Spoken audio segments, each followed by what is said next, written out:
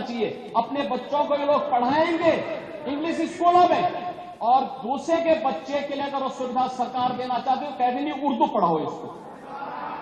तो शुरू हो चुका है। पहले दिन विधानसभा और विधान परिषद के संयुक्त सदन को राज्यपाल आनंदीबेन पटेल ने संबोधित किया। 20 फरवरी को वित्तीय वर्ष 2025-26 के लिए आम बजट पेश किया जाएगा। इसे लेकर सत्ता पक्ष और विपक्ष दोनों ने ही कमर कस ली है। बजट सत्र पहले ही दिन हंगामेदार रहा। बजट सत्र की शुरुआत में यूपी विधानसभा में बोलते हुए सीएम योगी आदित्यनाथ ने सपा पर जमकर हमला बोला। उन्होंने सदन में कह दिया कि ये लोग अपने बच्चों को इंग्लिश स्कूल में भेजेंगे और बाकियों के बच्चों को मौलवी बनाना चाहते हैं। सीएम ने उर्दू और अन्य भाषा को लेकर विधानसभा में जोरदार भाषण दिया और कहा कि सपा के नेता क्या देश को कठमुल्लापन की ओर ले जाना चाहते हैं। यह नहीं चलने वाला है। दरअसल विधानसभा में नेता प्रतिपक्ष माता प्रसाद पांडे ने कहा था कि फ्लोर लैंग्वेज में अंग्रेजी की जगह उर्दू कर दिया जाए। इसके जवाब में सीएम योगी ने कहा कि विपक्ष हर अच्छे काम का विरोध करता है।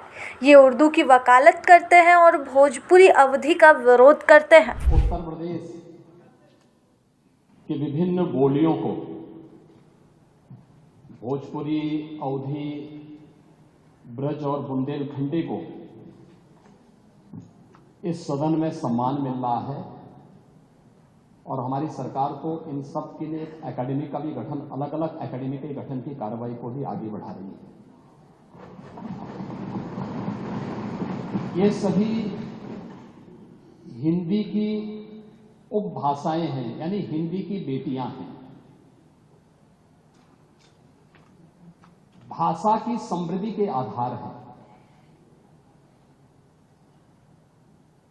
और हमें इसका स्वागत करना चाहिए। ये सदन साहित्य केवल विशुद्ध साहित्यिक और व्याकरण से के विद्वानों की नहीं है। आम जन का प्रतिनिधित्व करने वाले माननीय सदस्य समाज के विभिन्न तबके से आए हैं। अंतिम पायदान पर बैठे हुए व्यक्ति की आवाज को भी इस सदन में मुखरता मिले। इसके लिए अगर किसी को हिंदी में वह धारा प्रवाह नहीं बोल सकता, तो उसको भोजपुरी में भी अपनी बात को रखने का अधिकार मिलना चाहिए। अवधी में, ब्रज में या बुंदेलखंडी में उसको रखने का अधिकार मिलना चाहिए। ये कौन सी बात हो गई कि भोजपुरी में न बोले, अवधी में न बोले, इसका बुंदेलखंडी में न बोले, और उर्दू क्या वकालत कर रहे हैं। एक बड़ी विचित्र बात है। आप मुझे बताइए, मैं इसीलिए कहता हूं कि आप समाजवादियों का चरित्र ही इतना दोहरा हो चुका है, इतना दोहरा हो चुका है कि अपने बच्चों को भेजेंगे इंग्लिश पब्लिक स्कूल में, और दूसरों के बच्चों को बोलेंगे कि एक गांव के उस विद्यालय में पढ़े जहां संसाधन भी नहीं है। ये दोहरा आचरण और जाकी रही भावना जैसी, प्रभु मूर्ति देखी तिल जैसी, यह तो आचरण आप लोगों का है। इसीलिए आपने कल भी भोजपुरी का विरोध किया, अवधी का विरोध किया, बुंदेलखंडी का विरोध किया, और आप लोग अपने दैनिक जागरण में, दैनिक जीवन में इस प्रकार के आचरण के आदी हो चुके हैं।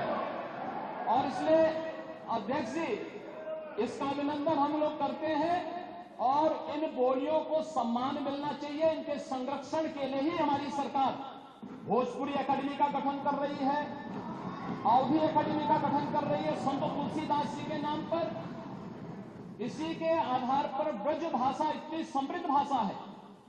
सूरदास जी ने अपनी सभी रचनाएं उसी भाषा में, जो इस सदन में ही नहीं, उत्तर भारत के अंदर और भारत से प्रवासी हुए जितने भी ऐसे लोग हैं जो मॉरिशस में या दुनिया की फिजी में या दुनिया के किसी देश में गए, उनके संकट काल में रामचरितमानस ही तुलसीदास जी का अवधी भाषा में रचा गया, रामचरितमानस ही उनका सहारा बना था।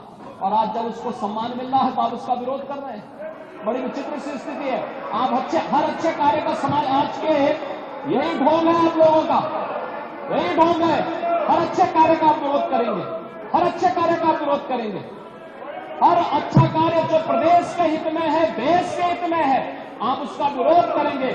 और मुझे लगता है इस प्रकार के विरोध की निंदा होनी चाहिए और हम इसका समर्थन करते हैं जो उत्तर प्रदेश के बोलियों को सम्मान मिल रहा है। मैं आपका धन्यवाद करूंगा, विधानसभा सचिवालय को इस बात के लिए धन्यवाद दूंगा। कल हम लोगों ने यहाँ पे इसका शुभारंभ किया, समाजवादी पार्टी ने उसका विरोध किया और मुझे लगता है कि प्रोसेसिंग का हिस्सा होना चाहिए, इनको समाज के सामने एक्सपोज करना चाहिए। अपने बच्चों को ये लोग पढ़ाएंगे इंग्लिश स्कूलों में और दूसरे के बच्चे के लिए अगर वो सुविधा सरकार देना चाहती है, कह देनी उर्दू पढ़ाओ इसको, यानी उसको मौलवी बनाना चाहते हैं, कटबुल्ला बन के और केस को ले जाना चाहते हैं। ये नहीं चल सकता।